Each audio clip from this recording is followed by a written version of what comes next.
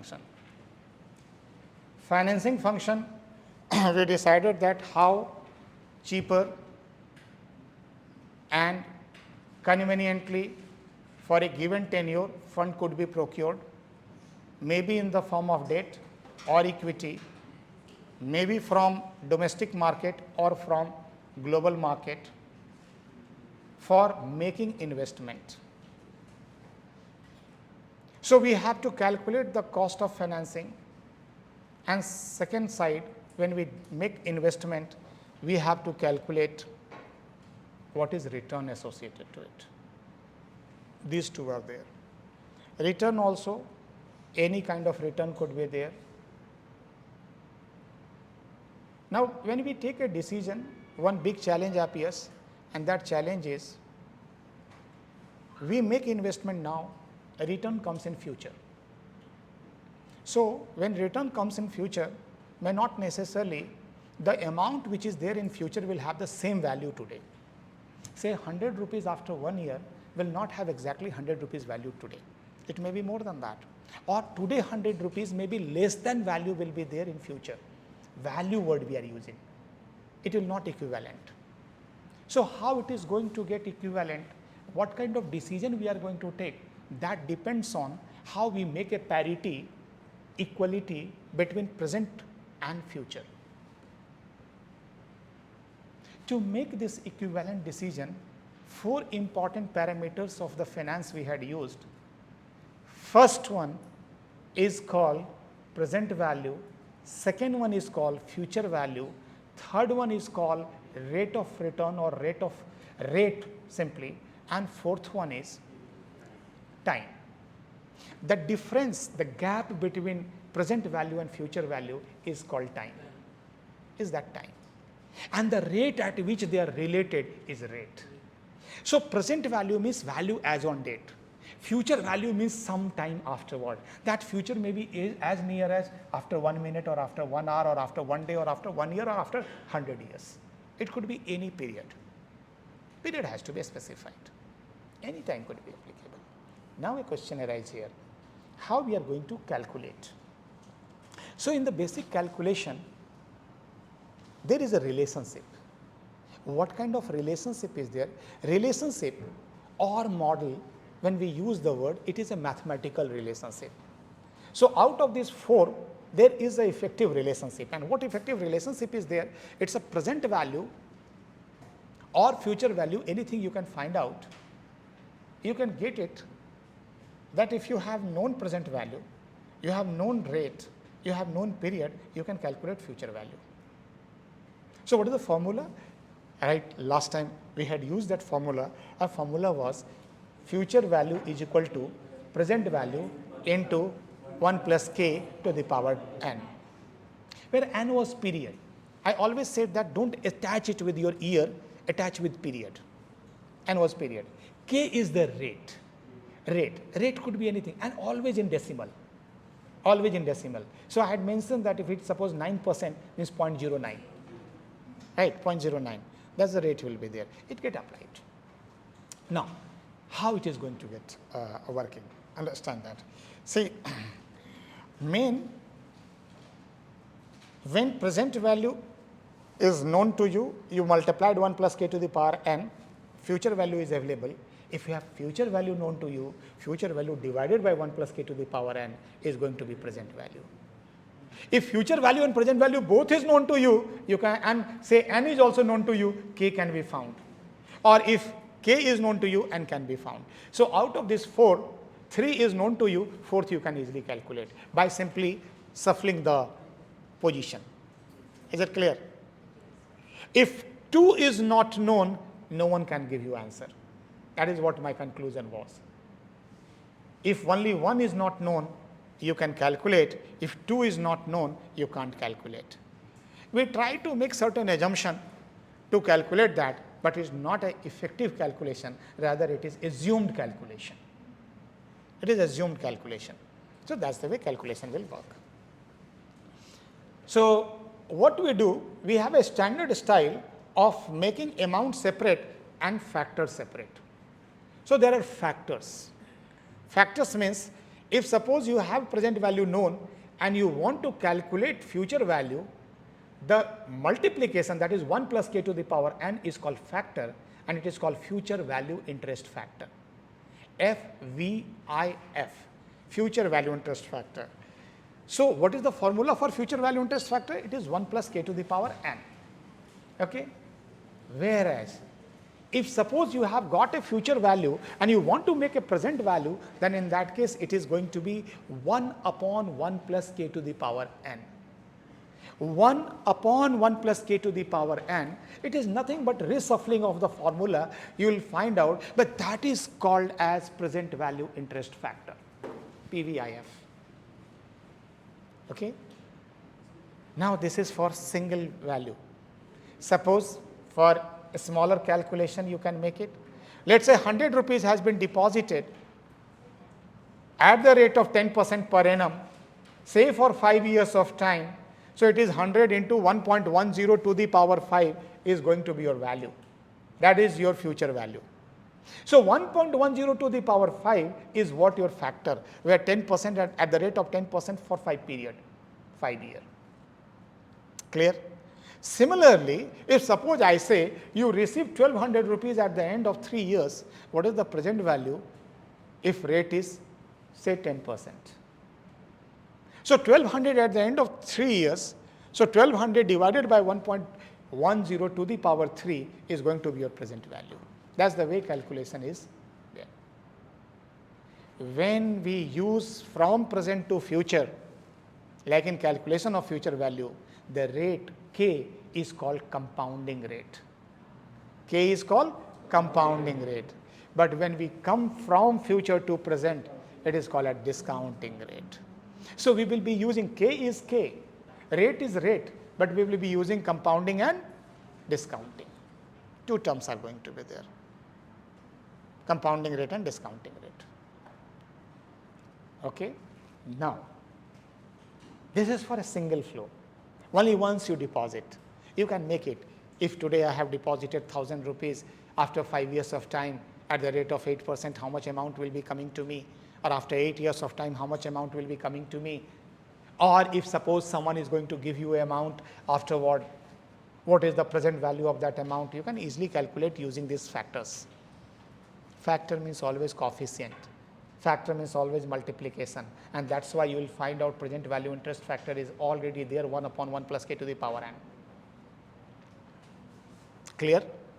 Now, next to that, if suppose I have a frequency of payments like recurring deposit, it is not 100 rupees I am depositing for 5 years waiting, every year I am depositing 100 rupees. Then what will happen?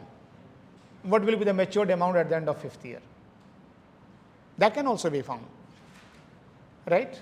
So, how to calculate that value? That calculation will be using the annuity concept. What is annuity?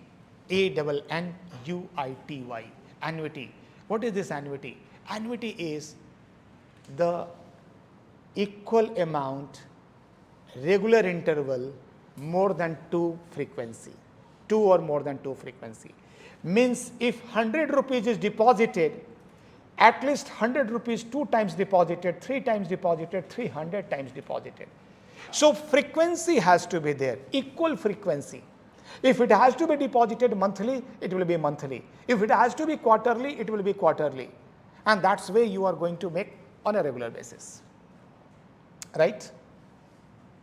We know EMI, equated monthly installment, equal amount, equal interval, maybe EQI, equated quarterly installment, sometime annual payment, every per annum. You might have some insurance policy and yearly you pay a particular amount for 20 years, endowment policy has been there. You keep on paying every year that amount.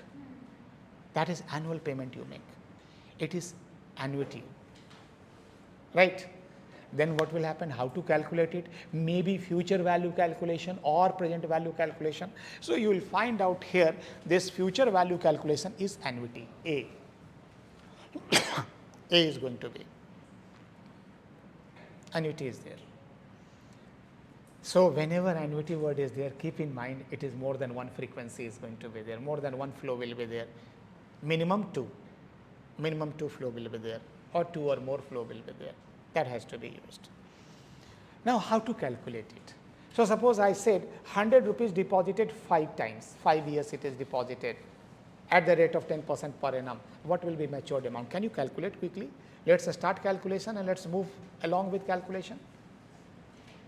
First, 100 rupees deposited at the end of the period every year.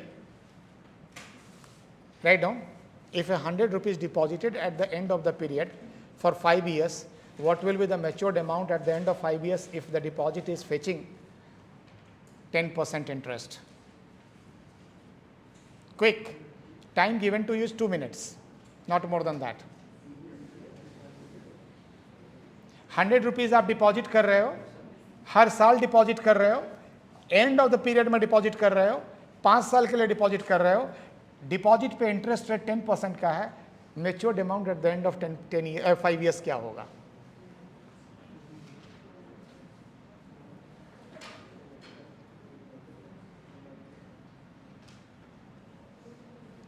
Calculate कैसे करेंगे? आप नहीं करना चाहते calculate? You don't want to do it?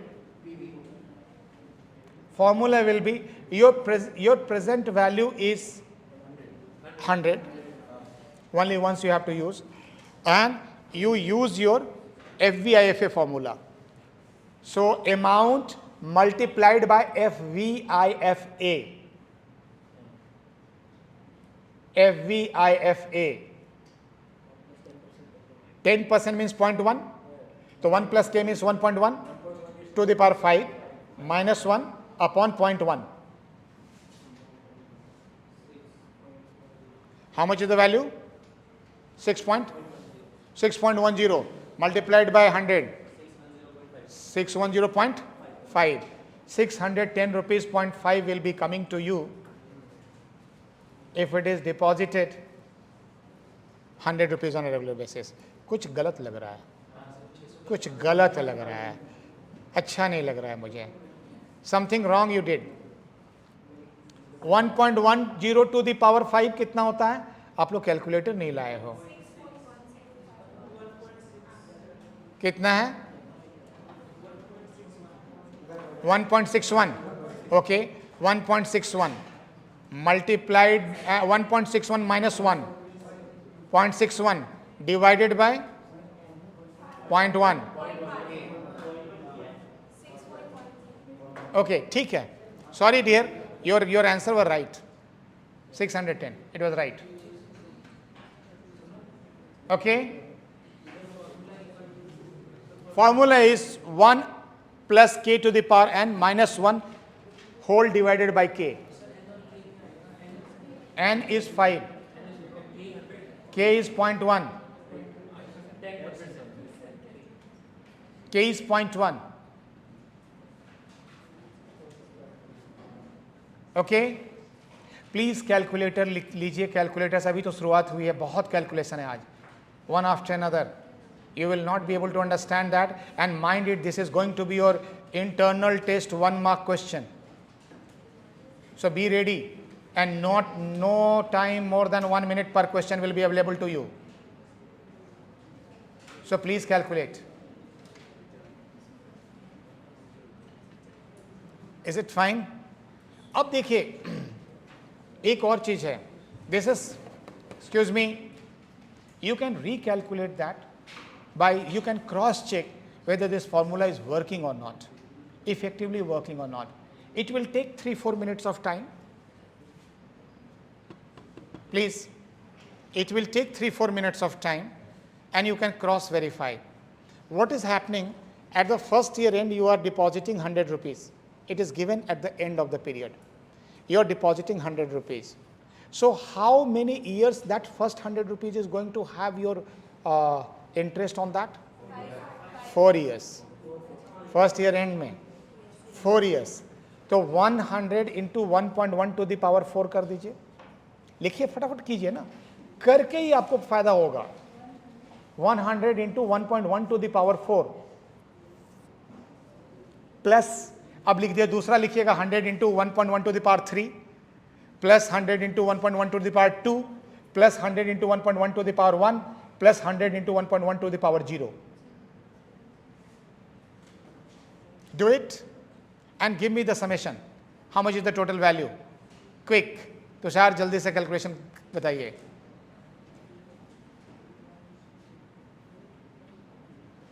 I am repeating. First figure will be 100 into 1.1 to the power 4 और ऐसे 4 के बाद power 3, power 2, power 1, power 0. Power 0 मतलब 1 हो जाता है, तो 100 रुपीज़ 100 ही रह जाएगा. ठीक है. दूसरा 100 इंटू 1.1 है, तो इसका मतलब 110 हो जाएगा. तीसरा 100 इंटू 1.1 टू द पावर 2 है, 121.1 हो जाएगा. यही है ना. आप इसी तरह से कितना टोटल बन रहा है, सम कीजिए इसका, ऑल 5 फ्लोज. कैसे होगा 4 यार? 600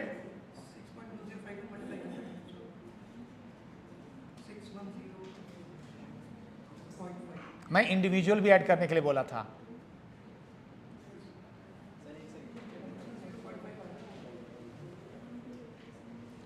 आप लोग जो नहीं समझ रहे हैं प्लीज पूछ लीजिएगा, ये बेस क्वेश्चन है.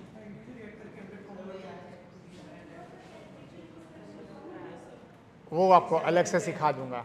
अभी जिस तरह से हो सकता है कि पावर को उसमें y to the power x लिखा होगा या x to the power y कुछ लिखा होगा फंक्शन, डायरेक्टली उसको यूज कीजिए.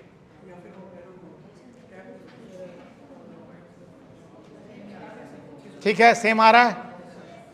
इसका मतलब कि ये वाला वैल्यू है.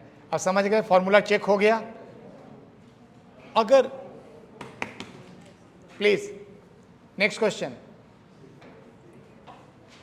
100 अगर शुरू में डिपॉजिट कर रहे होते तो क्या होता? ईयर के बिगिनिंग में डिपॉजिट करें, 100 शुरू में डिपॉजिट किया, फिर दूसरा 100 शुरू में डिपॉजिट किया, तो ऐसे क्या होता? पहले वाले 100 को 5 साल मिलता, दूसरे को 5 4 3 2 1, कितना वैल्यू निकलता? अब उसको फिर से निकालिए.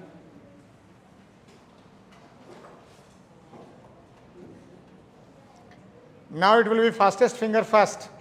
Quickly.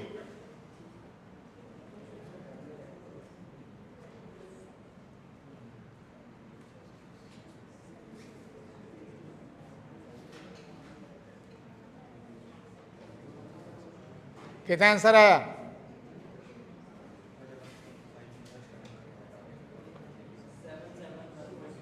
771.5.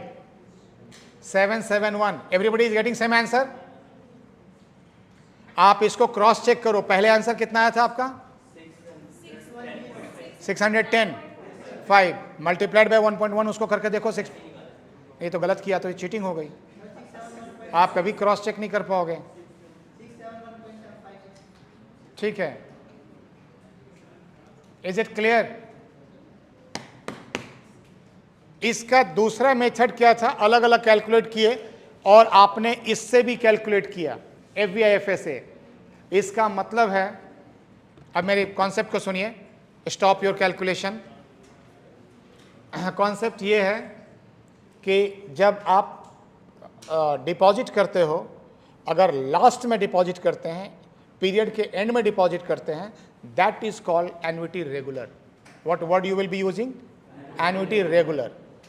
So formula supports annuity regular, but if it is deposited in the beginning, it is called annuity due, DUE. क्या वर्ड यूज करेंगे? Annuity due. तो एन्युटी ड्यू का क्या फॉर्मूला है? एन्युटी ड्यू का फॉर्मूला है annuity regular multiplied by 1 + k. Annuity regular multiplied by 1 + k. देखो, आप जो पहला निकाले उसको मल्टीप्लाई कर दो 1 + k से, आपका आ जाएगा. 1 पीरियड का फर्क पड़ गया ना, आ जाए 5 हो गया. सब में बढ़ा है, तो आप एक तरह से कॉमन फैक्टर 1.1 बढ़ गया. अब देखिए, यहां से MCQ क्वेश्चन यहां से भी निकल के आ रहा है. The relationship between annuity due and annuity regular. Right. आप क्वेश्चन बना सकते हो और आंसर दे सकते हो. ये आप किसी भी रेगुलर डिपॉजिट को करते जाएंगे. अच्छा, आपको लगेगा ये 5 तो हम ऐसे भी कैलकुलेट कर सकते थे, लेकिन अगर ये डिपॉजिट 50 हो जाए तो, 60 हो जाए, 200 हो जाए तो तब तो फिर 200 बार कैलकुलेट करना तो टफ टास्क हो गया। एक झटके में आप पावर डाल के कैलकुलेट कर सकते हैं। और ऐसा क्या होता है? यस होता है, रेगुलर होता है। आप जानते हो सिंकिंग फंड जो डिपॉजिट करते हैं 5 साल के लिए एफडी, मंथली रेकरिंग डिपॉजिट खोल दिए, आरडी करते हैं ना, चलता रहेगा। लोग 20-20 साल की आरडी करते हैं अपने बच्चों के नाम पे। अब 20 साल की आरडी बच्चों के नाम पे 20 साल मंथली डिपॉजिट कर रहे हो, कितने पीरियड हो गए? 240। तो 240 एन ऑलवेज पावर में जाएगा, 240 होगा, कैलकुलेट कर सकते हैं। तो ये फ्यूचर वैल्यू निकालने का टेक्निक हुआ। इसको रिवर्स ऑर्डर में करो। अगर फ्लो है और उसका प्रेजेंट वैल्यू निकालना हो तब क्या यूज करेंगे? पीवीआईएफए। पीवीआईएफए यूज करेंगे। पीवीआईएफए में क्या होता है? पीवीआईएफए में अगर 100 रुपीज 100 रुपीज 100 रुपीज करके आपको 5 साल मिल रहा है, फर्स्ट ईयर के एंड में आपको 100 मिला, सेकेंड ईयर के एंड में 100 मिला, अब आप जमा नहीं कर रहे हो, you are receiving. First year के एंड में 100 मिला, सेकेंड ईयर के एंड में 100 मिला, थर्ड ईयर के एंड में 100 मिला, फोर्थ ईयर के एंड में मिला 100, फिफ्थ ईयर के एंड में मिला 100। ये पांचों 100 मिल रहे हैं, उसका प्रेजेंट वैल्यू क्या होगा? क्योंकि अब एन्युइटी है और ईयर एंड में है, पीरियड एंड में है, it is called annuity regular. कितना अमाउंट निकलेगा? निकाल सकते हैं, कर सकते हैं। 100 को एक साल डिस्काउंट करो, 100 अपॉन 1.1, दूसरा 100 अपॉन 1.1 टू द पावर 2, ऐसे ही होगा ना। तीसरा 100 अपॉन 1.1 टू द पावर 3। कीजिए calculation fast, time given to use 90 seconds, do it fast.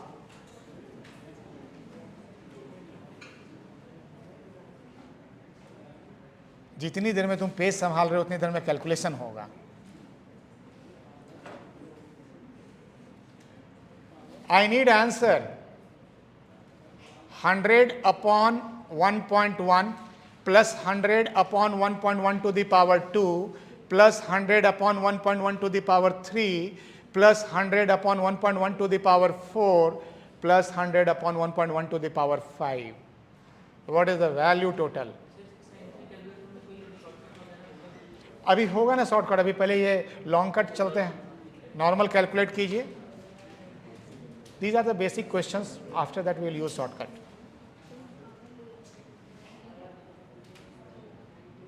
Quick.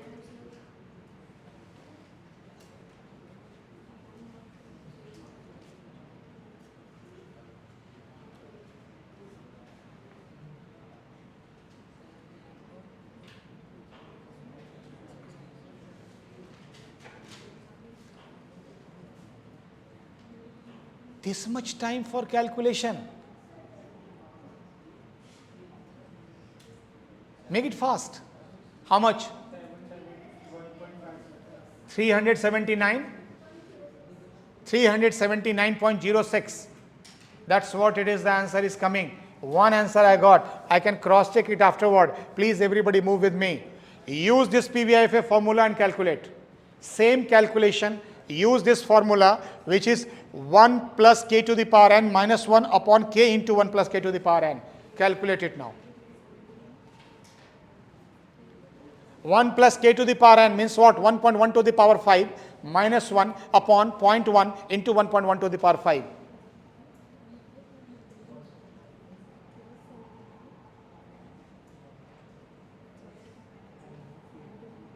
Fast.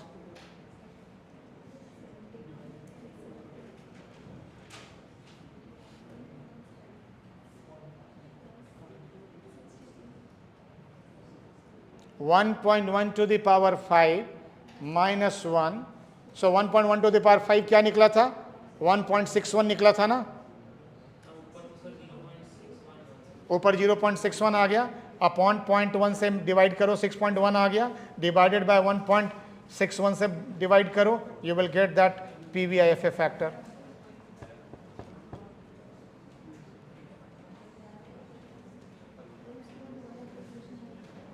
Quick, कितना आंसर आया? PVIFA factor 3.3 79 multiplied by 100 is the amount 379। वही जो आपने पहले निकाला था वही आंसर अभी भी आ रहा है। क्लियर? तो ये क्या इंडिकेट करता है? शॉर्टकट है ये। This is the main formula of annuity.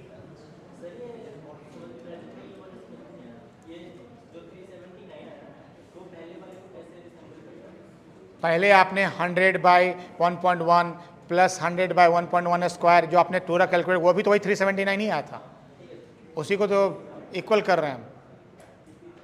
अब बार बार कैलकुलेट ना करके वन स्ट्रोक में एन्युटी फॉर्मूला यूज करके कैलकुलेट कर रहे हैं, यही बताना चाह रहा हूं। ठीक है?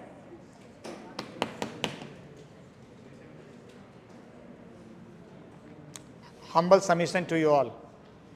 Must calculate. This is the point, either board or not board. Ignorant मत बनिएगा, कैलकुलेशन मिस कर जाएगा। आगे इस पेपर में ही 90% कैलकुलेशन है। फाइनेंस है ना, बिना कैलकुलेशन का तो कुछ होगा नहीं, करते चलिए।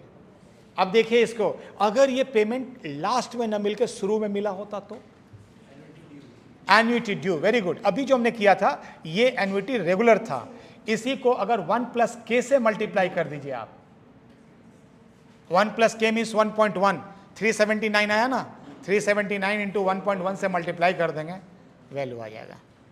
Clear? Is it fine? 379 multiplied by 1.1, 379 point something था, वो आप वही फिगर लीजिएगा। कितना वैल्यू आ रहा है? 379 पॉइंट कितना आया? 416.9। Very good, 416.9। कब? जब एन्युटी ड्यू होगा, शुरू में ही पैसा मिल जाएगा। देखिए कैसे होता है, एक अब एक्सक्यूज मी, 100 अगर आपको अभी मिल रहा है और एक 100 लास्ट में मिल रहा है, अभी जो 100 मिल रहा है उसका वैल्यू 100 है ना, और लास्ट में जो मिल रहा है वो 100 से वैल्यू कम हो गया, 100/1.1 हो गया, तो अब ज्यादा मिल रहा है आपको, तो इसीलिए 379 कन्वर्ट कर गया किसमें? 416 में। अर्ली आपको पैसा मिल रहा है। क्लियर? क्या कंक्लूजन ड्रॉ हो रहा है? कंक्लूजन ये है इसमें कि whether it is future value interest factor annuity or it is present value interest factor annuity, in both the cases normal formula is supporting your regular flow. First conclusion, whether it is future value or present value, formula is supporting which one? Regular flow. To convert regular into due, 1 plus k has to be multiplied in both the cases, चाहे वो future value निकालना हो annuity या present value निकालना हो, क्या करना है आपको? मल्टीप्लाई करना है। यहां भी एक क्वेश्चन पूछ सकते हैं, एमसीक्यू बन गया। क्या बनेगा एमसीक्यू? बनेगा from present value interest factor annuity regular to convert into annuity due 1 plus k should be multiplied, should be added, should be divided, none of the above. Clear answer? उससे थोड़ा और smart लोगों को, over smart लोगों को handle कैसे question में करेंगे? For converting future value interest factor annuity regular to annuity due 1 plus k is multiplied, whereas for converting present value interest factor annuity regular to annuity due 1 plus k should be, अब लिखेंगे multiplied, divided। अब जो class में नहीं आए, अभी आराम से एंजॉय कर रहे होंगे, उनको लगा होगा ये फ्यूचर वैल्यू में मल्टीप्लाई है तो प्रेजेंट वैल्यू में डिवाइड होगा। इसको कहते हैं जाल बिछाना, एक्स्ट्रा इंफॉर्मेशन देके। अगर मैं क्वेश्चन बनाऊंगा तो ये सब तैयार रहिएगा, और अगर 30 क्वेश्चन एग्जाम में आना है तो कम से कम 60 क्वेश्चन क्लास में बताऊंगा मिनिमम, और क्लास का ही क्वेश्चन आएगा। आगे बढ़ते हैं। क्लियर हो रहा है? कभी भी आप कैलकुलेट कर सकते हैं इसको।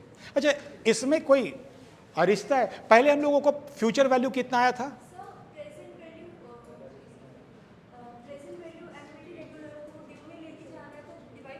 अरे नहीं भाई, आगे बैठ के ये काम करोगे तो सब गड़बड़ हो जाएगा और बाद में मुझे बदनाम कर दोगे कि सर मैं तो क्लास अटेंड की थी। It's always multiplication, always multiplication, whether it is present value और फ्यूचर वैल्यू। सिर्फ ध्यान में रखो मल्टीप्लीकेशन होगा। ओके, आगे बढ़े। अच्छा, कितना आया था फ्यूचर वैल्यू, कितना निकला था जब हम 100 डिपॉजिट करके रेगुलर में थे? 610, वेरी गुड, 610.51। 610.51 को 1.1 टू द पावर 5 से डिवाइड कर दीजिए। 610.51 को डिवाइड कीजिए 1.1 टू द पावर 5 से। अरे नहीं यार, 1.1 टू द पावर 5 से।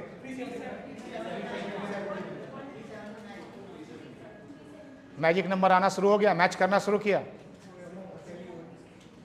379 आ गया जो आपने प्रेजेंट वैल्यू निकाला था। अच्छा, 610 को हमने ड्यू में कन्वर्ट किया था तो कितना आया था? हाँ, ड्यू में 610 वाला फ्यूचर वैल्यू ड्यू। अरे नहीं यार, 3 तो प्रेजेंट वैल्यू में है। 671, उसको 1.1 टू द पावर 5 से डिवाइड करो।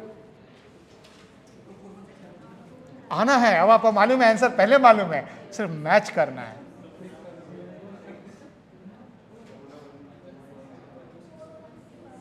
फोर 416 क्रॉस चेक कर लो, वही आंसर आया था ना आपका।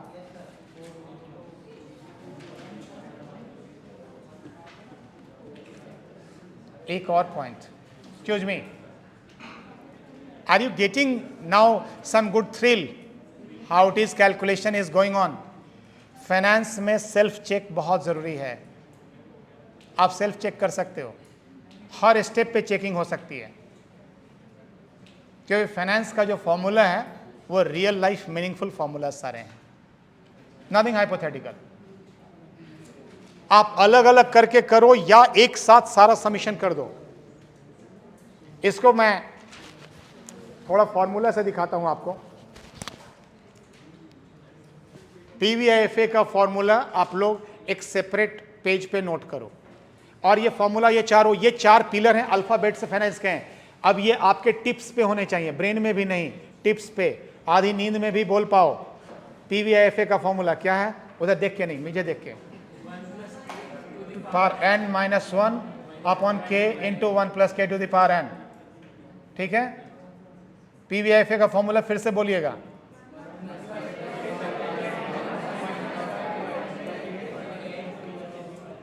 एफवीआईएफए का फॉर्मूला सिर्फ 1 plus k to the power n नीचे से हटा दो। अच्छा, एक और इंटरेस्टिंग पॉइंट, मैं थोड़ा सा मैच करके, टाइम कम है वरना इस पे तो एक से एक गेम खेल सकते थे। एक गेम लिख लिया आपने, पीवीआईएफए का फॉर्मूला बीचों बीच। पीवीआईएफए का फॉर्मूला में चारों फॉर्मूला इंक्लूडेड है। कैसे? पहला टर्म नोट करो, पीवीआईएफए का पहला टर्म क्या है? अरे पीवीआईएफए के फॉर्मूला में पहला टर्म कौन सा है? 1 plus k to the power n। What is this? FVIF है ना, पहला टर्म एफवीआईएफ है। उसमें देखो 1 upon 1 plus k to the power n भी है। आपने लिखा है ना 1 upon 1 plus k to the power n भी है, वो क्या है? पीवीआईएफ है, पीवीआईएफ है। FVI 1 plus k to the power n minus 1 upon k भी है, वो क्या है? एफवीआईएफ है। और पीवीआईएफ तो है ही, यस, ऑल 4 है। अभी तो मैंने सिंपली प्रैक्टिकली आपको 2 समझाया था। आप कभी भी कहीं भी किसी भी कैलकुलेशन पे आ सकते हो। तो लेट्स हैव ए कैलकुलेशन। इसको अभी मैं बाईपास कर रहा हूं, I will come back, first have a calculation. Oh sorry, एक चीज तो रह गया। हाँ, ये है नहीं अलग से फॉर्मूला। अब फॉर्मूला इसको सिंपली प्रैक्टिकल अप्लाई किया गया है, 2 ही यूज करने हैं। ये 4 जो कॉन्सेप्ट आपको बताया, PVIF, एफवीआईएफ, PVIFA, FVIFA. A stands for annuity. Annuity has got 2 concepts: annuity due, annuity regular. Regular multiplied by 1 plus k is equal to annuity due. Clear? बिल्कुल इसको रखिए। और ये जितने भी आगे फाइनेंस के स्पेशलाइजेशन होंगे, फाइनेंस का जितना कैलकुलेशन होगा, सब में यूज होगा। That's why I say it is alphabets. Regular into 1 plus k, 1 plus k is equal to due, right. अब देखो यहां पे क्या है, इसी को प्रैक्टिकल एप्लीकेशन के लिए दो टर्म यूज किया, sinking fund factor and capital recovery factor. Sinking fund factor is 1 upon FVIFA। अब FVIFA अब क्या है जानते हो, on capital recovery factor 1 upon PVIFA। PVIFA क्या है निकाल सकते हो, क्लियर। सिंकिंग फंड फैक्टर किसको कहते हैं, sinking fund factor is actually when you have to have certain amount in future targeted which you want to achieve through some regular deposits। Regular deposit, एक future में amount चाहिए मुझे, right. दूसरा क्या तरीका है, दूसरा क्या होता है कि प्रेजेंट में एक सर्टेन अमाउंट है जो हम फ्यूचर में उसको रीपे कर देंगे। अगर अमाउंट फ्यूचर में हो तो सिंकिंग फंड फैक्टर अप्लाई होगा। आई एम रिपीटिंग, अमाउंट अगर फ्यूचर में हो तो सिंकिंग फंड फैक्टर अप्लाई होगा, अगर अमाउंट प्रेजेंट में हो तो कैपिटल रिकवरी फैक्टर अप्लाई होगा। ओके, अब सिंकिंग फंड फैक्टर का एक क्वेश्चन बनाते हैं, सिंपल सा क्वेश्चन, नोट कीजिए।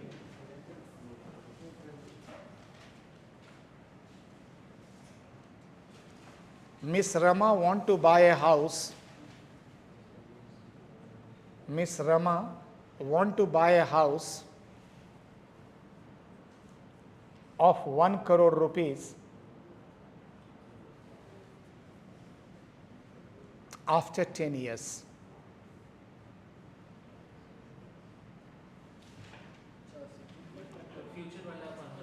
After 10 years, ठीक है, clear? How much she should monthly save? How much she should monthly save and deposit to have her dream fulfilled? To have her dream fulfilled if the deposit is fetching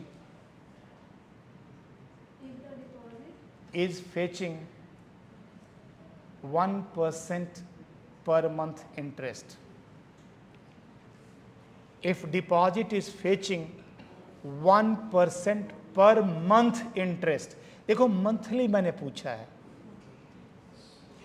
कितना amount चाहिए, 1 crore.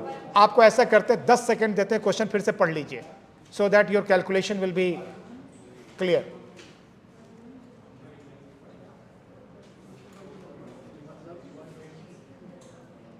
Is it clear? 10 साल है ना, period कितना हो जाएगा, 120। Rate मैंने 1% पहले ही बोला, 1% मीन्स 0.01। अमाउंट कब चाहिए, आज या 10 साल बाद? कौन सा, तो फैक्टर कौन सा लगेगा, सिंकिंग फंड फैक्टर। कुछ नहीं, लिखिए monthly deposit amount is equal to, equation note कर लीजिए, monthly deposit amount is equal to, या मंथली डिपॉजिट क्या कहेंगे उसको, इंस्टॉलमेंट कह लीजिए, जो भी वर्ड यूज करना है कर लीजिए। Monthly deposit amount is equal to amount which is actually 1 crore in your case into sinking fund factor. That's it, answer is there.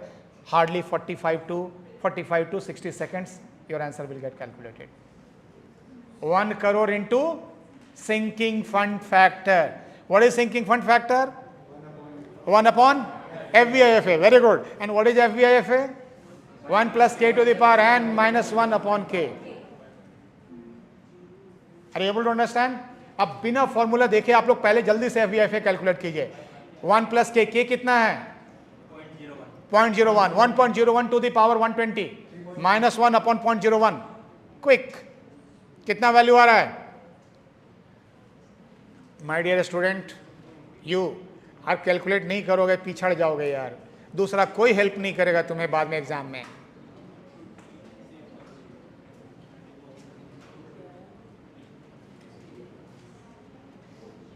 One 1.01 to the power 120 कितना आ रहा है, 1.01 टू द पावर 120 आ कितना आ रहा है ये तो बताओ।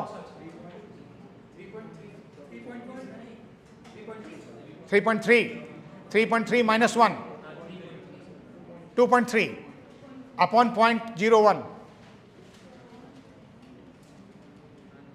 अपॉन 0.01 कितना 7.66 आ रहा है FVFA, और 7.66 को इन्वर्स कर दो 1/7.66 कितना आ रहा है 0.0.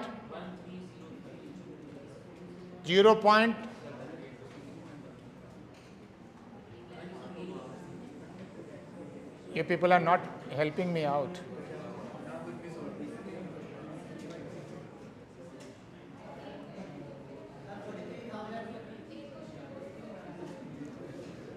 इसमें इतना आसान क्वेश्चन ऑब्जेक्टिव के लिए भी मुझे बोर्ड पे बुलाओगे?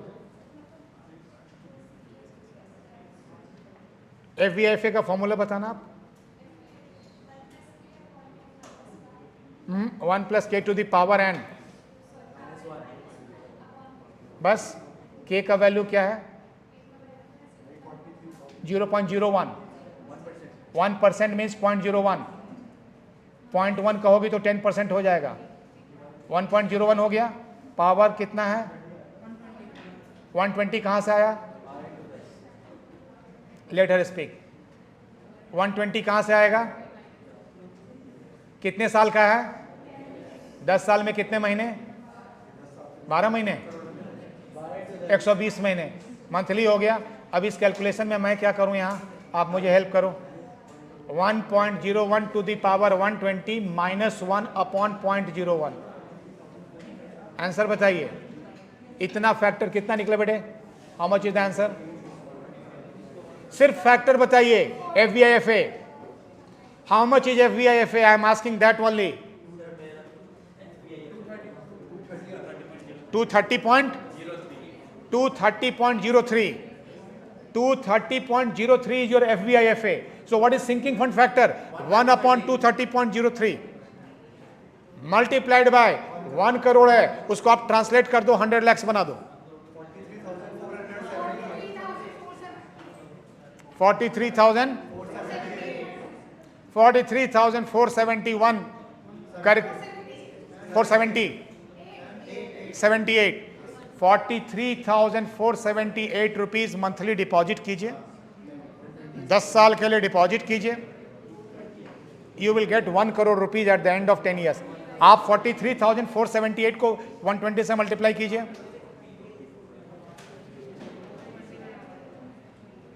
43,478 multiplied by 120. Excuse me, please. Very good. 52,70,000 जो भी आ रहा है, इसका मतलब आपका प्रिंसिपल अमाउंट आप 10 साल में 52 lakhs जमा किए और बाकी इंटरेस्ट में आ गया आपके पास, 1 crore आ गया आपके पास। Is it clear?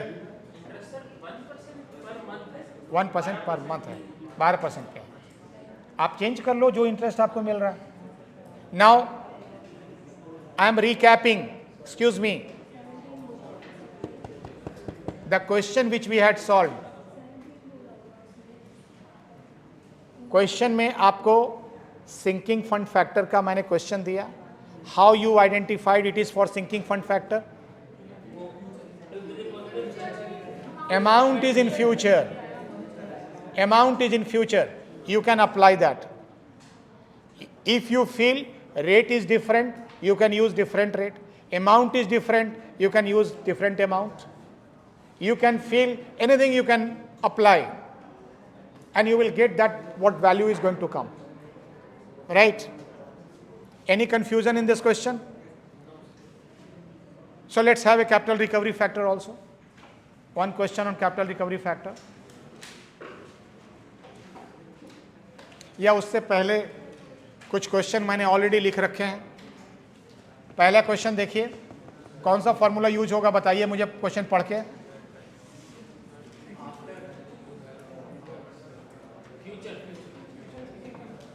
कौन सा फॉर्मूला यूज होगा? Sinking fund factor. क्वेश्चन में कोई टफनेस है?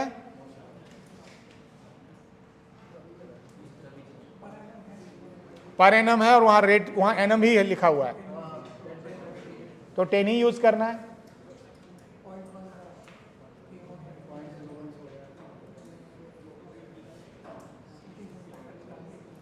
Any doubt in the question? N 10 है, एन इज पीरियड। दूसरा क्वेश्चन देखते हैं, सेकंड नंबर पे आइए।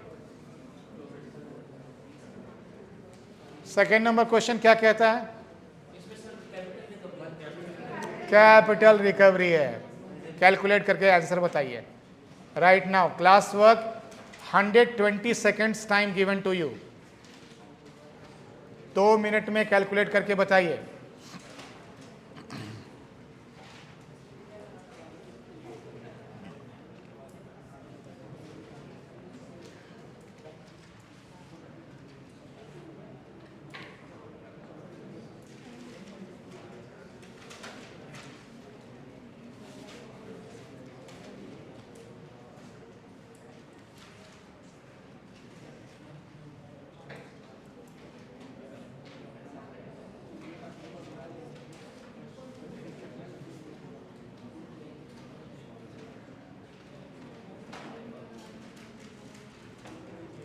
कैसे यूज करेंगे? What is the amount of the loan? 20 lakhs multiplied by capital recovery factor is your EMI. That's it. EMI is equal to amount of loan multiplied by capital recovery factor. Capital recovery factor has got two information. What is the interest rate? 8.4% means what? 0.084. नहीं यार, ऐसे नहीं है, यही तो गलती है। देखो 8.4% पर एनम है ना, 8.4% को पहले डेसिमल में कन्वर्ट कीजिए, 0.084 डिवाइडेड बाय 12 कीजिए, 0.007 0.007 हो गया। ये रेट आ गया आपका, इसमें 1 ऐड कर दीजिए तो 1.007 हो जाएगा। 1.007 is going to be your k, यही ना, k 0.007 है ना, तो 1 प्लस k हो गया 1.007 टू दी पावर कितना? 60। Very good. 5 years multiplied by 12, 60 power. So 1.007 to the power 60। अब आपको PVFA निकालना है, फॉर्मूले में डालिए और जल्दी निकाल के बताइए क्या हो गया डियर। बिल्कुल शांत बैठे हो, करो।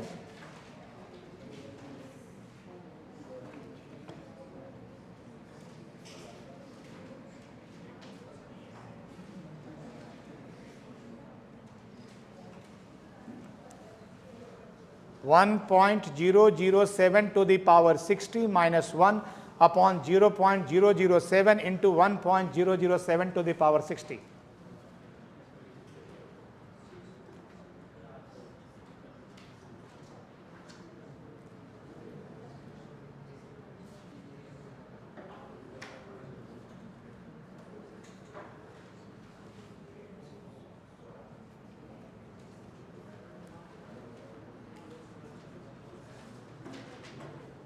हो गया? थोड़ा कैलकुलेशन फास्ट कीजिए, आप लोग स्लो हैं।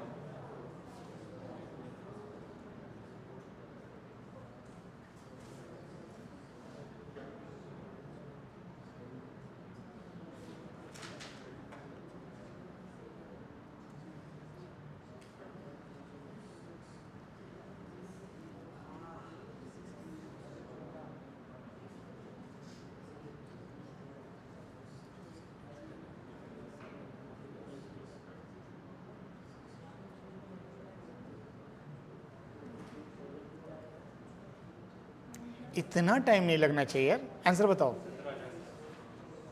कितना? 17,000 में तुम मिलोगे तो हम 3 गाड़ियां खरीदेंगे। 42,000 42,002.68। कुछ हद तक आंसर सही है आपका, थोड़ा और आगे पीछे हो सकता है।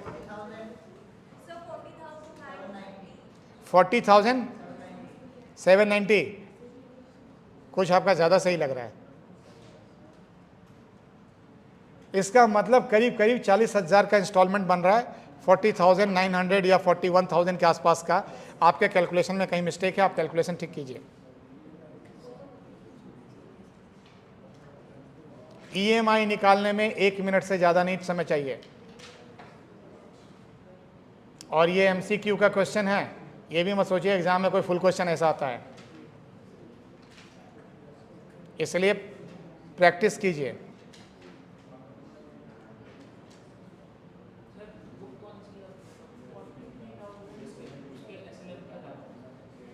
एनी बुक वेदर प्रशांत चंद्र की बुक पढ़िए, चाहे आई.एम. पांडे की बुक पढ़िए, चाहे रन ऑन पढ़िए, इटमैन पढ़िए, जो बुक पढ़ने की इच्छा हो पढ़िए। Is it fine? How much is the answer? So you got the installment of 40,000. अब आप 40,900 या 41,000 एवरेज मान लीजिए, 41,000 को 60 से मल्टीप्लाई कीजिए, 24-25 लाख के आसपास आएगा, 24,60,000, मतलब 20 लाख का लोन आप कुल इंटरेस्ट मिला के 24 लाख के आसपास आप पे कर रहे हो। यही होता है ना मार्केट में। That's the way it is there. You can change it to housing loan. You can make a 1 crore rupees loan. You can take 20 years loan. 20 years loan 120 हो जाएगा पावर, सॉरी 240 हो जाएगा, 240 पावर चला जाएगा। आप calculate कर सकते हैं। ये कौन सा क्वेश्चन हुआ? कैपिटल रिकवरी फैक्टर का क्वेश्चन हुआ। अच्छा, अब देखिए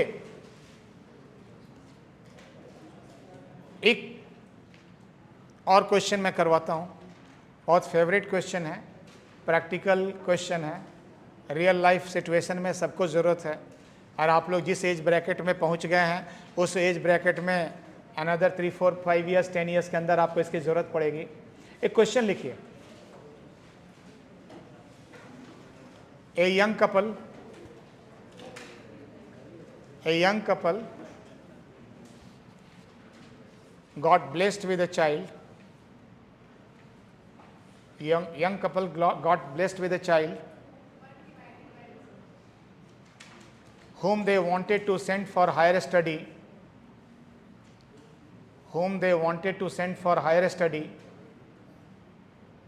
after 20 years.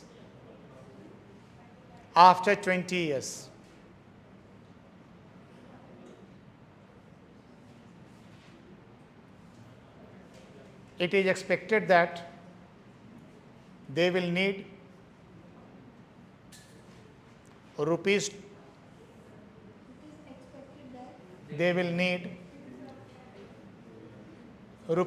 2 crore at that point of time. Rupees 2 crore at that point of time.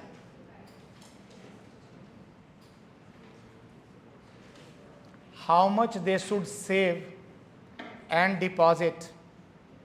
How much they should save and deposit monthly to make their dream fulfilled?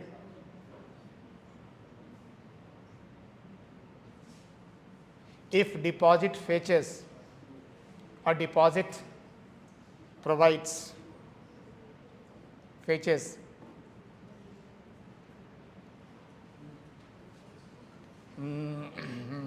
deposit fetches 8.4% interest per annum. 8.4% interest per annum. ऐसे आप लोगों को अभी फिलहाल मैं classroom के लिए करता हूँ, 8.4 को 12% पर एनम कर दो, आसान हो जाएगा, 1% पर मंथ हो जाएगा।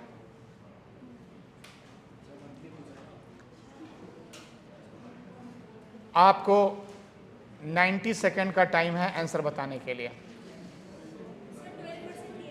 12% लिया है, 90 सेकेंड का टाइम है बताने के लिए।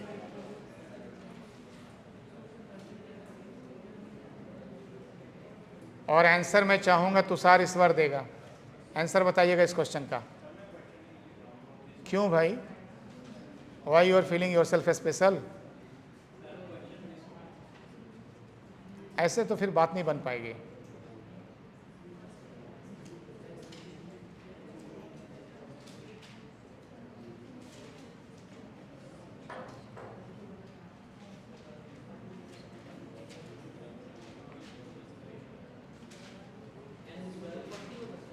n इक्वल टू कैसे होगा, कितने साल का है?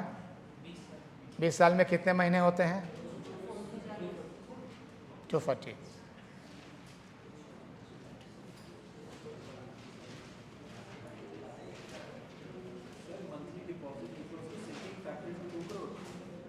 Monthly deposit is equal to,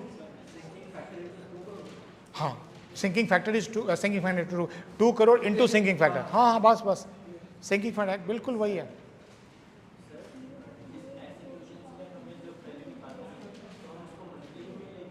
किसमें? मंथली रेट, पीरियड के अकॉर्डिंगली। ईयर ना लो, ऐसे ईयर कन्वर्ट करने का टेक्निक अलग है, वो टेक्निक अलग है, उसको कन्वर्ट मत करो, जस्ट मंथली लेके चलो।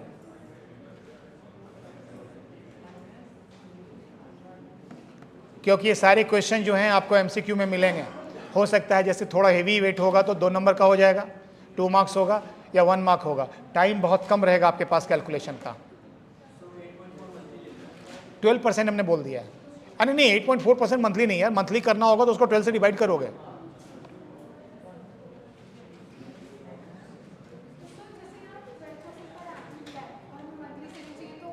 12 से डिवाइड कर दिए, 1% हो जाए, 0.01 हो जाएगा।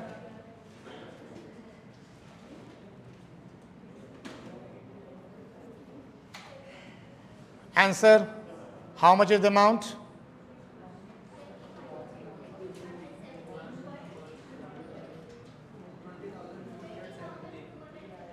$20,270 for 2 crore.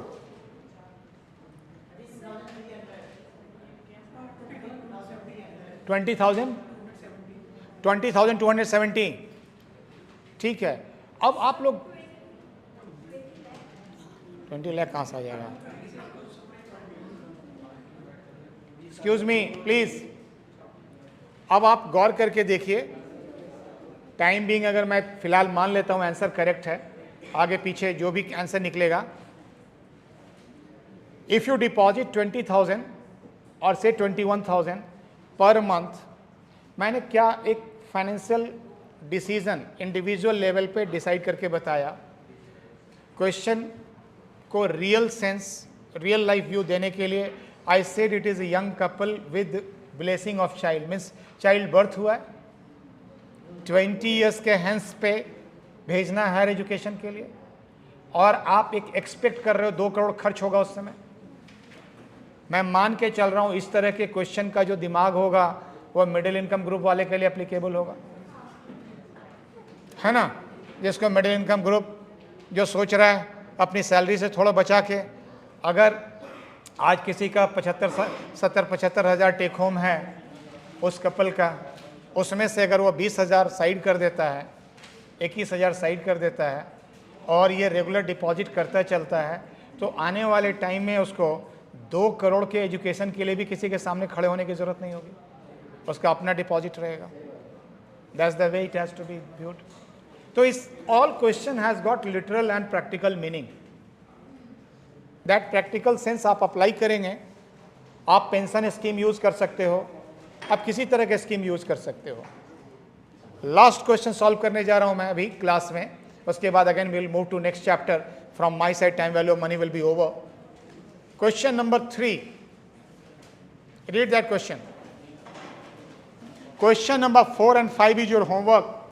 You complete at home. I think most of you must have taken a snap of it. Photo ले लीजिए। ये जो क्वेश्चन है 4th और 5th, ये आप होमवर्क करेंगे, कैलकुलेट करके आंसर निकालेंगे। अगर दिक्कत होगी क्वेश्चन आंसर निकालने में और आप पूछोगे तब बताऊंगा, आप नहीं पूछोगे मैं भी खुश हूं, नहीं बताऊंगा। Your query has to be first come forward from your side. Solve कीजिए, दिक्कत कहां हो रही है वो पूछिएगा। Come to the question number 3। Question number 3 क्या कहता है, और जो क्वेश्चन नंबर 3 मुझे 3 मिनट्स के अंदर बना के देगा उसको मैं रिवॉर्ड दूंगा।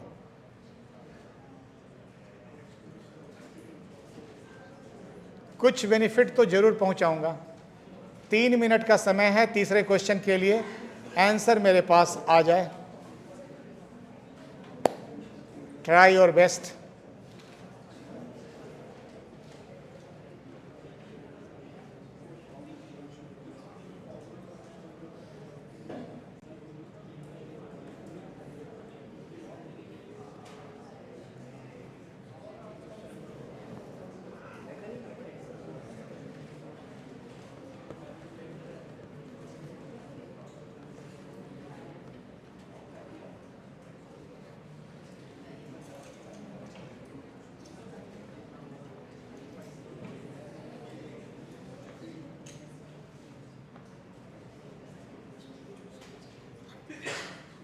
आप लोग सॉल्व नहीं कर रहे हो लगता है, किसी को रिवॉर्ड नहीं चाहिए।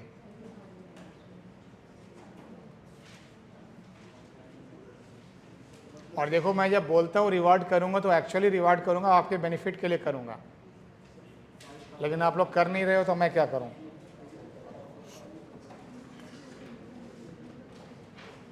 Okay, I got the point looking at the pen and paper of the various. समझ नहीं आया, कोई बात नहीं, अब मैं समझाऊंगा तो रिवॉर्ड मुझे मिलेगा।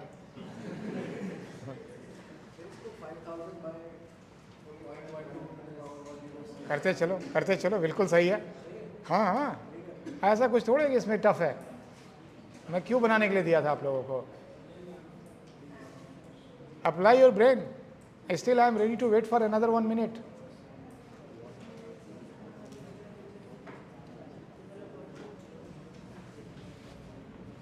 अभी ये क्वेश्चन मैंने नीचे करवाया था और मैं बताने, जब मैं शुरू किया बताना तो 2-3 स्टूडेंट ने कहा सर रुक जाओ, मैं भी सॉल्व कर रहे हैं। तो वे बोला चलो अच्छा लगा, और इसीलिए कहा कि देखो छोटे ग्रुप में बता रहे हैं, कोई नहीं रोक रहा है मुझे, बड़े ग्रुप में रोक दिया था। Learning doesn't require who is sitting on the side, make it. चलिए आप लोग नोट कीजिए, टाइम इज लेस। आप देखिए क्या है ये, अभी तक हम एन्युटी की बात कर रहे थे। एन्युटी किसको कहते हैं? What is annuity? Equal amount, equal interval. But now here I am not maintaining annuity, okay, I am not maintaining annuity. What I am trying to do here is, first 3 years you are receiving 5,000 each. First year end 5,000, second year end 5,000, third year end 5,000, fourth year end 7,500, fifth year end 7,500, sixth year end 7,500, and seventh year onward till eternity, there is no limit, perpetuity, 9,000 every year. यही है ना? आपको पहली बार पहले साल के अंत में 5,000, फिर 5,000, फिर 5,000, फिर 7,500, 7,500, 7,500 और उसके बाद 9,000 मिलता चला जाएगा। आपके बाद आपके नेक्स्ट जनरेशन को मिलता रहेगा, क्योंकि परपिचुअल है वो। आज कितना डिपॉजिट करें, अगर रेट आपको दिया हुआ है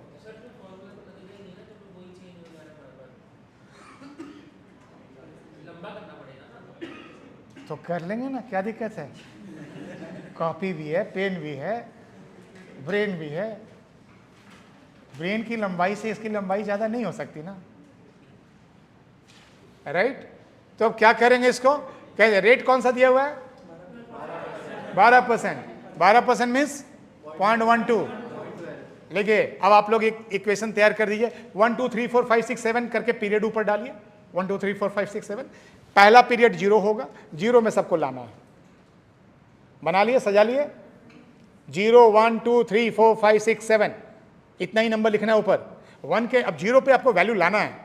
1 के नीचे 5,000, 2 के नीचे 5,000, 3 के नीचे 5,000, 4 के नीचे 7,500 करते हुए 7 के नीचे जाके 9,000 हो जाएगा। टिल इन्फिनिटी 9,000 रन करेगा। नोट कर लिए? अब आइए नेक्स्ट लिखिए, 5,000 divided by 1.12 to the power 1 plus, उसके बाद सब प्लस होगा, next 5000 upon 1.1 to the power 2 plus 1.1 to the power 3 plus 7500 divide by 1.1 to the power 12 सब में 12 होगा 1.1 to the power 4 plus 7500 divide by 1.1 to the power 5 plus 7500 divide by 1.1 to the power 6। यहां तक आ गए आप लोग? आ गए? फर्स्ट ईयर में पावर 1, सेकेंड ईयर में पावर 2 और रेट सेम है सब में। ऊपर 3 पीरियड के बाद अमाउंट बदल रहा है। अमाउंट बदल दीजिए, मुझे आंसर चाहिए यहां पे, इसलिए सब कैलकुलेट कीजिएगा। ओ नो, वहां रुक जाओ, मैं गया नहीं वहां ना, अभी तो 6 तक आए। अब आइए 7th में। 7th में एक आता है, एक चेंज है। चेंज क्या है 7th में? It's a परपीचुअल now. परपीचुअल का फॉर्मूला क्या यूज करेंगे? 9000 divided by 0.12, that is divided by k. 1 plus k नहीं, 9000 divided by k means 0.12, not 1.12 to the power anything. तो 9000 डिवाइडेड बाय 0.12 हो गया। लेकिन अब यहां एक लेकिन है, how you are going to handle it? Listen very carefully. It is 7th year to infinity it is going. So 7th year to infinity divided by 0.12 will bring it at the end of 6th year. From 6th year end, we have to bring it back to 0, and for that you have to again multiply which one? 9000 upon k into 1 upon 1 plus k to the power 6. That is 1 upon 1.12 to the power 6. इसका मतलब क्या हुआ? 9000, ये तो सारा 6 terms आपके हो गए प्लस प्लस प्लस 9000, चाहो तो उसको ब्रैकेट में रख लो, बिगर ब्रैकेट के अंदर डाल लो, कंफर्टेबल रहोगे। 9000 अपॉन 0.12, 9000 अपॉन 0.12, उसको मल्टीप्लाई करोगे 1 अपॉन 1.12 टू द पावर 6 से। अभी बताएंगे, पहले कैलकुलेट कर लें, पहले आंसर निकल जाए। First calculation then mental understanding. Zero पे तो ला रहे हैं सबको, सबको डिस्काउंट कर रहे हैं ना, सबको जीरो पे ले आ रहे हैं।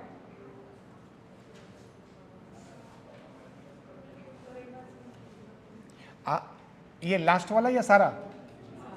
5000 को 1.12 से डिवाइड कर दीजिए। पहला वाला पावर 1 होगा, दूसरा वाला 5000 divide by 1.12 to the power 2। Power सिर्फ 1.12 पे डालिएगा, 5000 पे नहीं, ठीक है। तीसरा 5000 divide by 1.12 to the power 3, नीचे पावर, डिनोमिनेटर पे पावर रहेगा। चौथा अमाउंट क्या है? 7500 divide by 1.12 to the power 4। Very good. फिर उसके बाद पावर 5, फिर पावर 6 प्लस, वहां आके एक थोड़ा पेशेंस के साथ काम करना है कि गलती यहां हो सकती है। 9000 divided by k means 0.12, 0.12 into, किसको इंटू? पूरे में इंटू नहीं है, सिर्फ 9000 डिवाइड बाय 0.12 को into 1 upon 1.12 to the power 6। 37,997 आ रहा है, सही आ रहा है, ठीक है। अप्रॉक्सीमेटली 38,000 आ रहा है, राइट। अभी इसको कॉन्सेप्चुअली भी समझा देंगे, प्रैक्टिकली भी समझा देंगे, पहले कैलकुलेशन समझ लीजिए। आ गया कैलकुलेशन? कैलकुलेशन आने के बाद टोटल कर दीजिए इसको, कितना आ रहा है? कितना आ रहा है टोटल?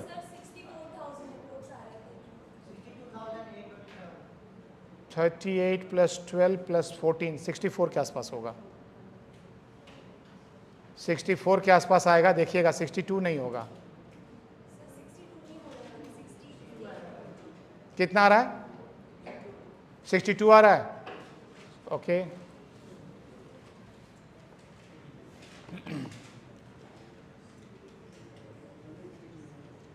इस क्वेश्चन का प्रैक्टिकल मीनिंग समझ लीजिए, then we will move ahead. 64 आ रहा है, आना 64 के आसपास चाहिए। जहां तक मेरा मेंटल कैलकुलेशन काम कर रहा है। देखिए इस क्वेश्चन के इसेंस को समझिए पहले। क्या कहता है क्वेश्चन आज के डेट में? आप इसको, मैं आंसर से क्वेश्चन की तरफ टर्न कर रहा हूं। अगर आप 64,000 जैसे है, 64,000 को आज आप डिपॉजिट कर दो, 64,000 को डिपॉजिट कर दो, और जो डिपॉजिट कर रहे हो वो एनुअली आपको 12% का इंटरेस्ट दे रहा है। 64,000 पे 12% का इंटरेस्ट मिलेगा आपको। उस 12% के इंटरेस्ट के बाद आप उससे फर्स्ट ईयर पूरा होगा 5,000 आप उससे निकाल लो, 5,000 आपको मिल गया। सेकेंड ईयर के बाद 5,000 निकाल लो, थर्ड ईयर के बाद 5,000 निकाल लो, fourth year, fifth year, sixth year में आप 7,500 निकाल लो, और सेवेंथ ईयर से आप 9,000 निकालते रहो, जिंदगी भर निकालते रहो, जिंदगी के बाद भी निकालते रहो। That is what it is there. Reverse order में समझते हैं, एक और तरीका है। 9,000 अपॉन के किया था, अमाउंट कितना आया था? नो, वो तो मैं सिर्फ 9,000 अपॉन के को पूछ रहा हूं। 75,000 आया होगा। कितना आया अमाउंट? 75,000 आया। एक्सक्यूज मी, क्वेश्चन समझिए। 9,000 अपॉन के कितना वैल्यू आ रहा है? 75,000। अब इसको दूसरे तरीके से समझिए, प्लीज बी हियर। 75,000 आप डिपॉजिट करो वैसी जगह पे जिसमें जो आपको 12% का इंटरेस्ट दे रहा है। आप 75,000 डिपॉजिट किए, एक साल का इंटरेस्ट कितना बनेगा? रिकैलकुलेट। 9,000। अब अगर 75,000 आप डिपॉजिट किए, फर्स्ट ईयर का इंटरेस्ट 9,000 बना, 9,000 निकाल लो, अमाउंट कितना रह गया? 75,000।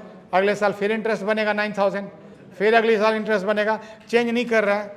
जितने प्राइज और अवार्ड होते हैं इसी तरह सेट होता है। जीवन आजीवन चल रहा है। नोबेल, अल्फ्रेड नोबेल कब का चले गए, और नोबेल अवार्ड जो है आज भी उसी धड़ल्ले से बट रहा है, बड़ा अमाउंट बट रहा है, क्योंकि प्रिंसिपल टच होता ही नहीं है। बढ़ता कहां से है? इंटरेस्ट से। आपको कल जितने एजुकेशनल इंस्टीट्यूशन है सब में कम से कम 2, 3, 4, 5, 10 तो अवार्ड रहते ही रहते हैं। लोग कैसे इंस्टॉल करते हैं? अगर जैसे आपको इंस्टॉल करना है कि 9,000 पर एनम मुझे देना है, अगर मान लो ये इंटरेस्ट रेट 12% का प्रिवेल कर रहा है, आप सोचते हो चलो आप 75,000 का चेक जाके इंस्टीट्यूट को दे दो, एसओएल ले लेगा और टॉपर को 9,000 का एक गिफ्ट देना है, ठीक है दे देंगे, हर साल देंगे, हमें मिलता है। आपका प्रिंसिपल अमाउंट रिजर्व हो जाएगा, बैंक में पड़ा रहेगा, उसका इंटरेस्ट मिलेगा हर बैच में। और जहाँ जिस इंस्टीट्यूट में था कम से कम मोर देन 2 डजन अवार्ड्स थे जो लोगों ने इंस्टॉल कर दिया था, गर्ल चाइल्ड के लिए, पुअर के लिए, इसके लिए, उसके लिए। अपना एक प्रिंसिपल अमाउंट 2 लाख, 2.5 लाख, 3 लाख डाल दिया, एक बार में एक चेक दे दिया, अब उसके इंटरेस्ट से आराम से स्टूडेंट को मिल रहा है। परपीचुअल है ये, कभी खत्म नहीं होगा। Is it clear? और अगर पूरा इंटरेस्ट आप नहीं दे रहे हो, जैसे नोबेल में हुआ, नोबेल वाले अवार्ड में क्या है कि जितना इंटरेस्ट बनता है उतना भी नहीं बढ़ता है, तो क्या होता है? प्रिंसिपल और बड़ा होता चला जा रहा है, प्रिंसिपल अमाउंट भी बड़ा होता चला जा रहा है। तो ये इस तरीके से आप कह सकते हैं कि ये सारे फाइनेंशियल गेम्स हैं, आप तैयार कर सकते हो। इतना ही नहीं, मान लीजिए ये तो अवार्ड के लिए हुआ, अगर मैं अपने लाइफ को अवार्ड करना चाहता हूं, जैसे पेंशन वाला क्वेश्चन आपको छोड़ दिया है करने के लिए, इसमें तो खैर ये भी है कि वो खत्म कर देगा अमाउंट 95 ईयर्स के एज जाने के बाद। Read the question number 4 which is your homework. इसमें अवार्ड क्या 55 लिखा है? पूरा पढ़िए, आधा अधूरा बहुत डिस्टर्ब करता है।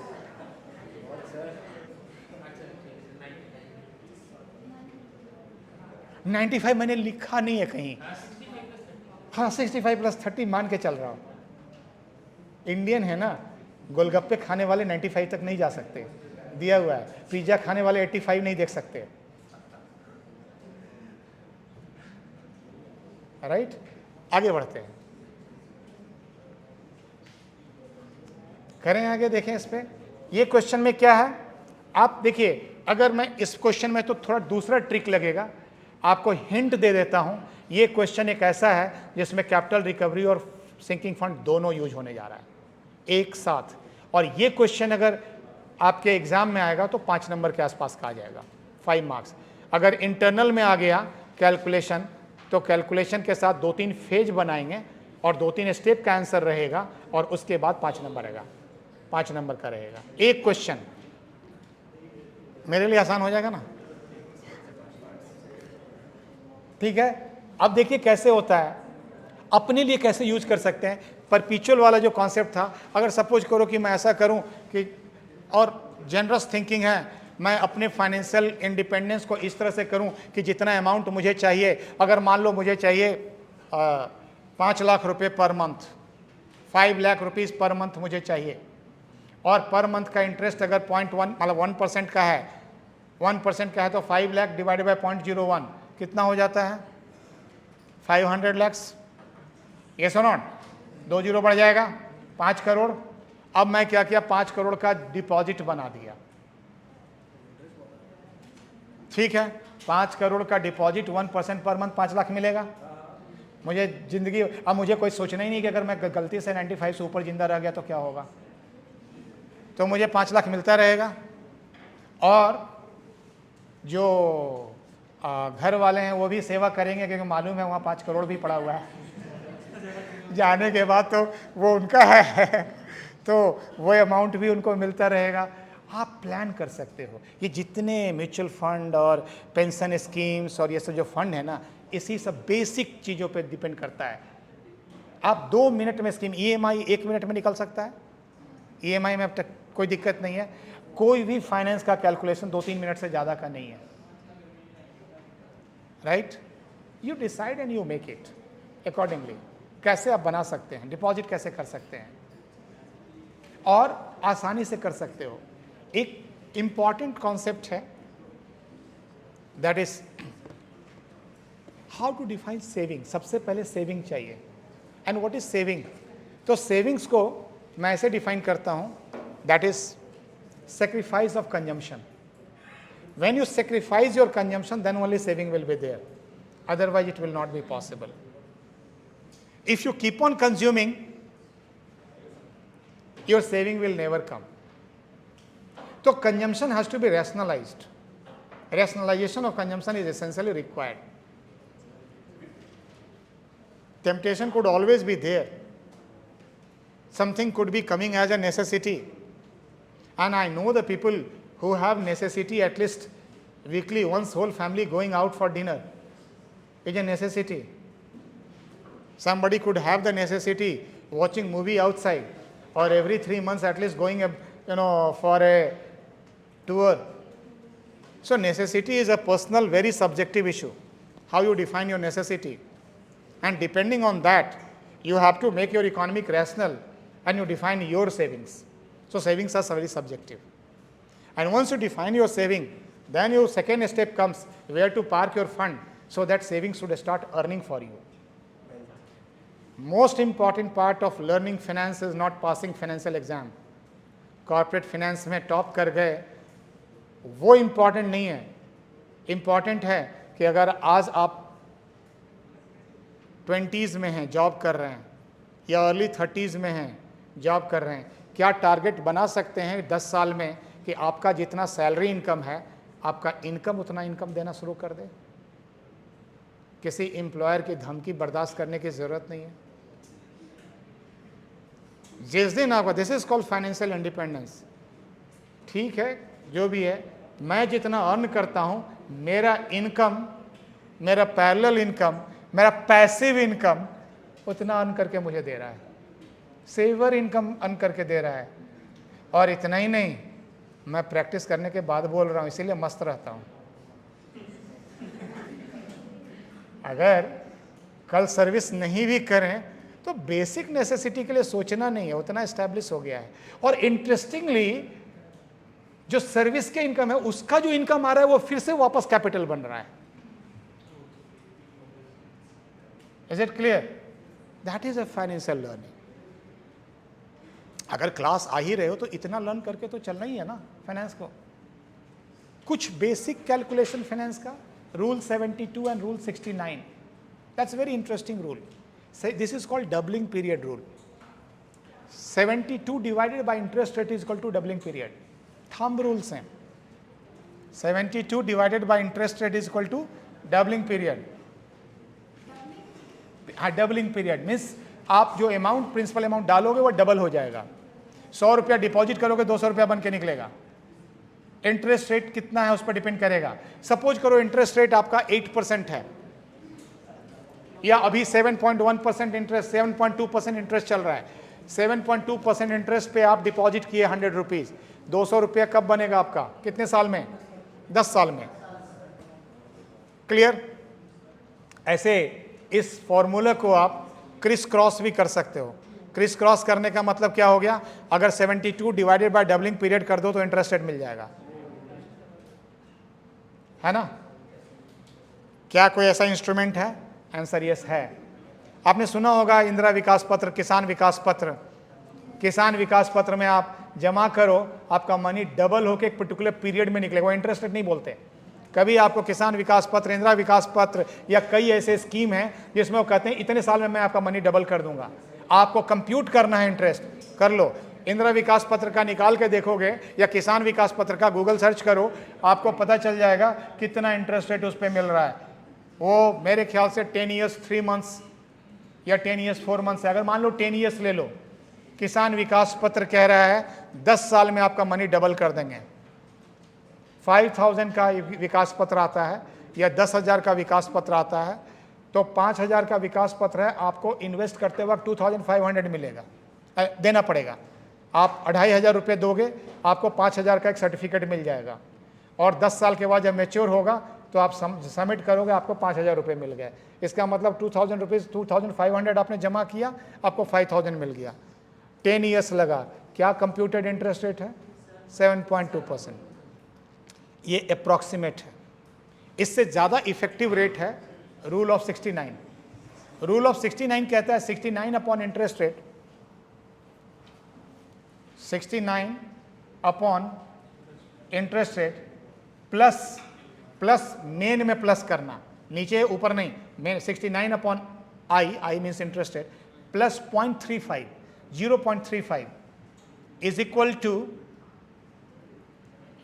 To doubling period. हाँ, ये 72 से ज़्यादा एक्यूरेट फार्मूला है. ये ज़्यादा एक्यूरेट है. ये कंप्यूटेड वैल्यू है. ये कंप्यूटेड वैल्यू है. अब जैसे सपोज करो आपने कहा था 8% का इंटरेस्ट रेट है, तो कितना 72 के रूल से कितने में डबल होगा? 9 ईयर्स में. अब आप यहाँ पे 69 अपॉन 8 कर दो. 69 अपॉन 8 कितना होता है? 8.625 प्लस 0.35, 8.975 ईयर्स में आपका मनी डबल हो जाएगा इंस्टेड ऑफ 9. ऐसे ये भी बहुत एग्जैक्ट नहीं है. एग्जैक्ट निकालने का तरीका जो होता है वो कंप्यूटेशन है, वो आपके 2-3 क्लास के बाद आएगा, जब हम IRR कैलकुलेट करेंगे, जब कैपिटल बर्स्टिंग करेंगे, वहाँ पे इसी चीज़ को फिर से रिमाइंड कराएंगे आपको. मेरी जो तैयारी है ना, आप देखिएगा 4 से 5 क्लास के बाद मेरी 80% सिलेबस कंप्लीट. सारा मसाला तैयार करने के बाद मैं स्टोव जलाऊंगा. खाना बनने में टाइम नहीं लगेगा. गैस कम खर्च करके काम निकाल लूँगा. ओके,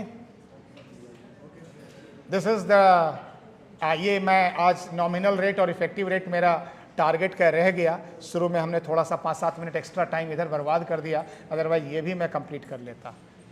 आज उस बहस का कॉस्ट ये है, it is not complete, but still we have 2 minutes left. You can ask question. I am ready to answer you. Any question related to subject? कुछ ना समझ में आया हो पूछिए.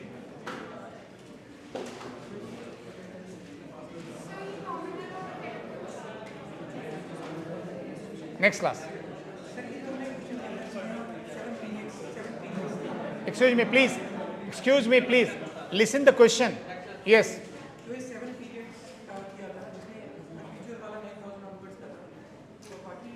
हमने किया इन्फिनिटी पीरियड के लिए है, लेकिन फर्स्ट 6 तो चला, 7 से लेके इन्फिनिटी तक सेम अमाउंट है, 9000 है, तो उसको एक फेज बना दिया।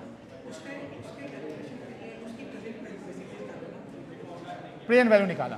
पहले हमने 7 से लेके इन्फिनिटी तक निकाला, वो जो डिवाइडेड बाय के किया ना, वो डिवाइडेड बाय के हमें अपने आप एक प्रीवियस पीरियड में लेता। अगर पहले साल से मैं कहता इस क्वेश्चन को चेंज करता हूं, excuse me please, last one more input. अगर मैं कहता how much amount you have to deposit if you are going to get 9000 rupees from first year and till infinity, कुछ नहीं करना था, 9000 अपॉन के, आंसर मिल गया। के अगर 10% है तो 90000, एक सेकंड का आंसर है। एनथ, इन्फिनिटी मतलब इन्फिनिटी, कभी खत्म ही नहीं होगा, एनथ हो गया। वो 6 पीरियड में ले आया, वो 1/1, उससे मैं 0 पे बिगिनिंग में ले आया। Any other question?